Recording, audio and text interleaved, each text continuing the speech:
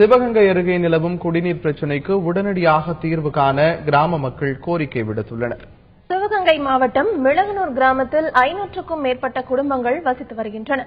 இந்த கிராமத்திற்கு முத்தனேந்தல் வைகை ஆற்றில் இருந்து ஆழ்கிணறுக்கு மோட்டார் மூலம் தண்ணீர் கொண்டு வரப்பட்டு குடிநீர் விநியோகிக்கப்படுகிறது. கிராமத்திலிருந்து 1 கிலோமீட்டர் தொலைவில் குடிநீர் குழாய் இருப்பதால் தண்ணீர் பிடிக்க கிராம மக்கள் சிரமப்படுகின்றனர். தங்களின் நலன் கருதி குடிநீர் விநியோக குழாயை கிராமத்திற்குள் அமைக்க ஊராட்சி நிர்வாகம் நடவடிக்கை எடுக்க வேண்டும் என அவர்கள் கேட்டுக் கொண்டனர்.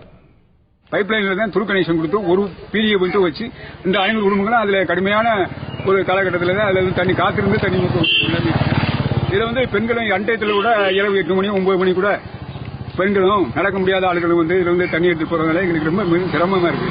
ஊருக்குள்ள கொண்டாந்து தண்ணிய அரசாங்கம் எங்களுக்கு உதவி செஞ்சு என்று சொன்னால் நாங்க இந்த நாட்டுல இருக்கலாம்.